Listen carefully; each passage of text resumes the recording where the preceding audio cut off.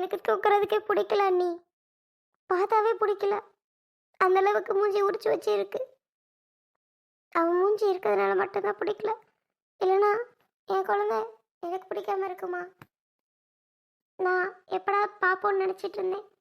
ஆனால் இப்படி பார்ப்பேன்னு நினைக்கல. சரி சரி வீடு இருந்தா பிடி. அல்லாத ஆர்த்தி, என்ன பண்றது? நம்ம தலையை எழுத்து அல்லாத. எதுக்கு அலற? இல்லைங்க, கஷ்டமா இருக்குங்க. எனக்கு ரொம்ப கஷ்டமா இருக்கு. ஏன் கஷ்டமா இருக்கு? நான் தான் ஃபீல் பண்ணல. நம்ம 2 பேரும் தனியா இருந்துட்டு போயிடலான்னு சொல்றேன்ல. அப்புறம் எதுக்கு திரும்ப திரும்ப திரும்ப திரும்ப யோசிச்சு அலற? அல்லாத ஆர்த்திமா, நான் இருக்கேன். 2 பேரும் வாழ்வோம். என்ன பண்றது? 2 பேரும் இருக்க வரைக்கும் இருந்துட்டு போய் சேருவோம். அவ்வளோதான். அதுக்கு மேல நம்ம ஒன்றும் பண்ண முடியாது. இல்லைங்க, கடவுள் ஏன் இப்படி சோதனை கொடுக்குறாருன்னு சத்தியமா எனக்கு தெரியலங்க. தெரியல. ஹாஸ்பிட்டல்ல கடைசி ஃபைனலா இப்படி ஒரு விஷயத்த டாக்டர் சொல்லுவாங்க அப்படின்னு நான் சத்தியமா எதிர்பார்க்கலைங்க. சத்தியமா எதிர்பார்க்கல தெரியுமா? நான் அவ்வளோ ஒரு ஹாப்பியாக போனேங்க ஹாஸ்பிட்டலுக்கு. ஆனால் டாக்டர் தலையில் இடியை தூக்கி போடுவாங்கன்னு நான் நினச்சி கூட பார்க்கலங்க. விடு ஆர்த்திமா, வீடு. நமக்கு இப்படிதான் தலையெழுத்து நிலமா அப்படின்லாம் இருந்தால் யாராலையும் மாற்ற முடியாது. கடவுள்லாம் மாற்றவே முடியாது. அப்புறம் என்ன, கடவுள் தான் முன்னாடி எழுதி வச்சுட்டாரு நமக்கு இப்படிதான்னு. வீடு, உனக்கு நானும் எனக்கு நீயும் இருந்துட்டு போயிடுவோம். அவ்வளோதான். புரிஞ்சுதான்? அது எப்படிங்க ஈஸியாக நினைக்க முடியும்? சுற்றி முற்றி உள்ளவங்களுக்கு பதில் சொல்ல முடியல என்னால். இப்போதான் நீங்கள் நல்லா சரியாக இருக்கீங்க, அது கூட புரிஞ்சுக்காம கேட்குறாங்க. ஆனால் டாக்டர் இப்படி சொல்லுவாங்கன்னு நான் நினச்சே பார்க்கலங்க. உங்கள் லைஃப்பை நான் வீணாக்கிட்டேனோ? சேச்சே, அப்படி இல்லை. டேய் மச்சான். உங்கள் ஃப்ரெண்டுங்க. ஆமாப்ல. என்ன மாப்பிள்ள ஃபோன் பண்ணாமல் வந்திருக்க? என்ன விஷயம்? ஒன்றும் இல்லை மச்சான், ஹாஸ்பிட்டல் போயிருந்தேன். ஆமாப்ல, உடம்பு எதுவும் சரியில்லையா? யாருக்கும் உடம்பு சரியில்லையா? ஏன்டா ஹாஸ்பிட்டல் போயிருந்தா? சொல்ல வர்றத கேளுடா, கேட்டு பேசு, அதுக்கப்புறம் சொல்லு. ஹாஸ்பிட்டலில் தான் எனக்கு தெரிஞ்சவங்க ஒருத்தவங்கள பார்க்குறதுக்காக போயிருந்தேன். போன இடத்துல ஒரு பெரிய அதிர்ச்சியை பார்த்தேன். ஆனால் நினச்சி கூட பார்க்கல நான் இப்படி இந்த விஷயத்த அங்கே பார்ப்பேன். பார்த்துட்டு வந்து இதை உங்ககிட்ட உன் வீட்டில் வந்து நான் சொல்லுவேன். சத்தியமாக நினைக்கல. என்ன மொட்டை அடிச்சிருக்க ஆர்த்தி? எங்கே மொட்டை அடிச்சிச்சு? அதுவா, அது அது ஒரு விஷயம். சரி விடு, ஏதோ பார்த்தேன். நீ சொல்லுடா, எங்கே மொட்டை அடிச்சிச்சு? எந்த கோவிலுக்கு போனீங்க? கோவில் நம்ம பக்கத்தில் உள்ள அம்மன் கோவில் தான். அம்மன் கோவிலா? ஆமாம். என்ன திடீர்னு? இல்லடா, படுத்த படுக்கையா இருந்தேன்ல, அப்போ வேண்டி இருக்கும் போல. எனக்கு சரியாயிடுச்சுன்னா கோவிலில் வந்து மொட்டை போடுறேன் அப்படின்னு. அதான். அப்படியா? சூப்பர்ரா. ஆனா ஆர்த்தி, உன்னை நினைச்சு நான் எப்பவுமே பெருமைப்படுவேன் தெரியுமா? என்ன சொல்றீங்க?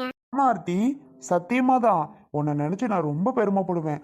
ஆர்த்தி மாதிரி ஒரு பொண்ணு கிடைக்க லைஃப்ல கொடுத்து வைக்கணும். இங்க பாரு மச்சான், ஆனா நீ பண்ண பாவத்துக்கெல்லாம் ஆர்த்தி மாதிரி பொண்ணு கிடைச்சிருக்குன்னா நீ ஏதோ ஒரு புண்ணியம் செஞ்சிருக்க போலடா. அது மட்டும் தான் உண்மை.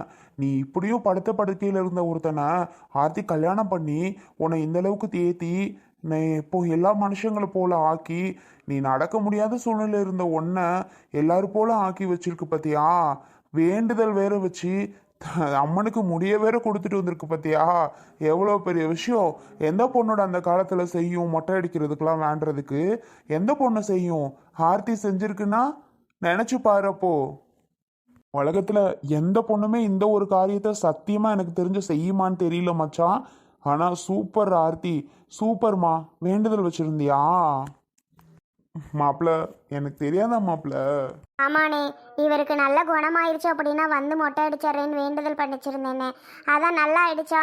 சரி, வேண்டுதல் நம்ம ஏன் தள்ளி தள்ளி போடணும் அப்படின்னு சொல்லி தான் நான் போய் உடனே மொட்டையை எடுத்துட்டு வந்தாச்சுனே. அப்படியா? உங்களுக்குள்ள என்ன கான்வர்சேஷன் போயிட்டு இருக்கு? ஏமா அழுதுட்டு இருக்க?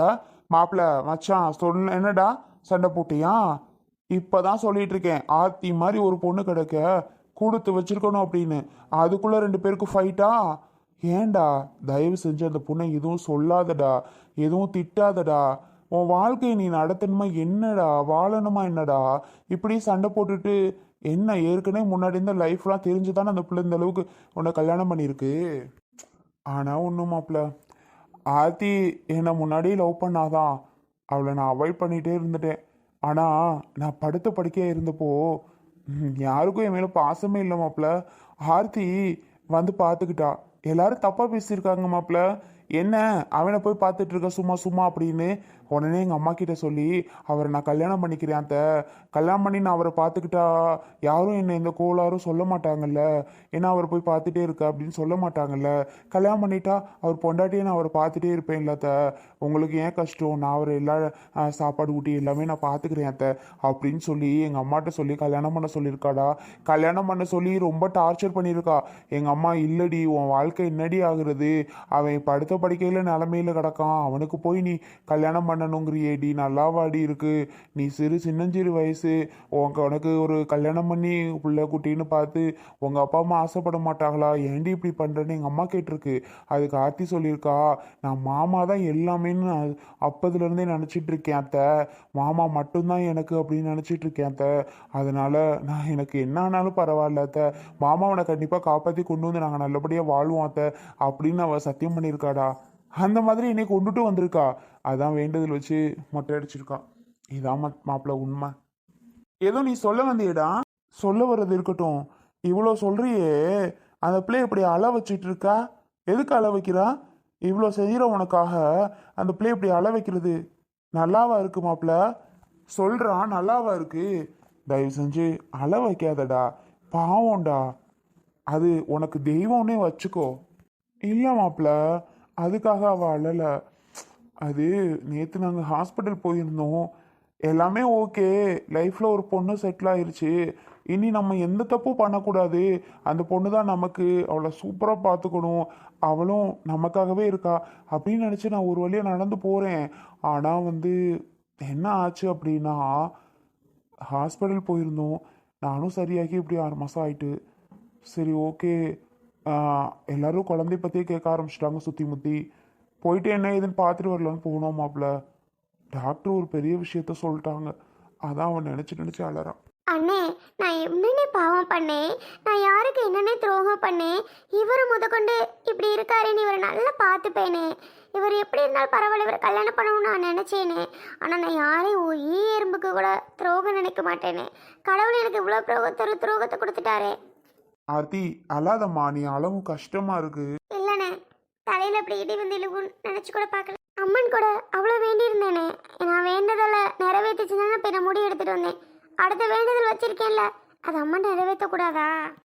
உனக்கு என்ன பிரச்சனைன்னு சொன்னா தானே எனக்கு தெரியும். இப்படி 2 பேரும் மாறி மாறி பேசுறியே, என்னதுன்னு சொல்ல மாட்டேங்கிறீங்க.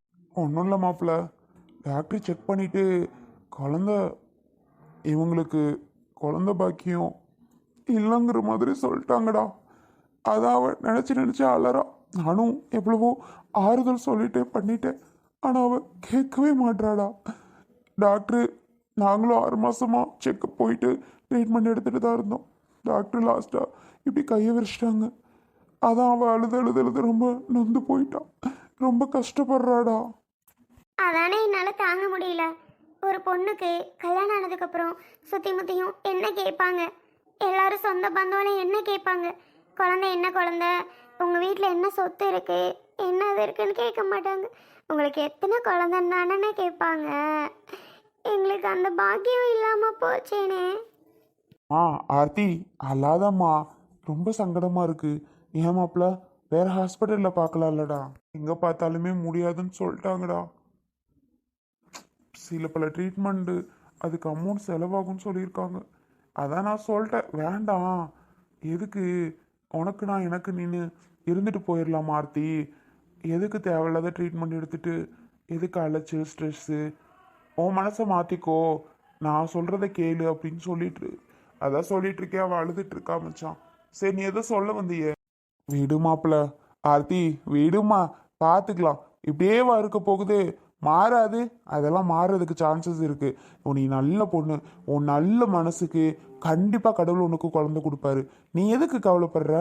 விடு, அண்ணே நான் சொல்கிறேன்ல, அண்ணே நான் சொல்கிறத நீ கேளு, சரியா? உங்கள் வாய் முகூர்த்தமா நடந்தா சரிதானே. நான் உங்களுக்கு என்ன சொல்வேன்னே தெரியாது, கை மாற செய்வேன்னு தெரியாது. கண்டிப்பாக நீங்கள் சொல்கிற மாதிரி நடந்தா சந்தோஷம் தானே. சொல்ல வர்றதே மறந்துட்டேன். மாப்பிள்ள ஆர்த்தி முன்னாடி பேசலாமா என்னன்னு தெரில. பழசை பற்றி தான். ஆனால் இப்போ ஹாஸ்பிட்டலில் ஒரு சம்பவம் பார்த்தேன். ஆர்த்தி முன்னாடி சொல்லலாமா என்னன்னு தெரில. சொல்லு மாப்பிள்ள. ஆர்த்திக்கு A to Z எல்லாமே தெரியும். அவள் எல்லாமே தெரிஞ்சுக்கிட்டு தானே மாப்பிள்ள என்னை கல்யாணம் பண்ணா. அவள்கிட்ட சொல்லாமல் எப்படி? நீ சொல்லு, என்ன விஷயம்? ஒன்றும் இல்லைடா. ஹாஸ்பிட்டல் போனப்போ நர்ஸ் ஒரு குழந்தை தூக்கிட்டு வந்தாங்க.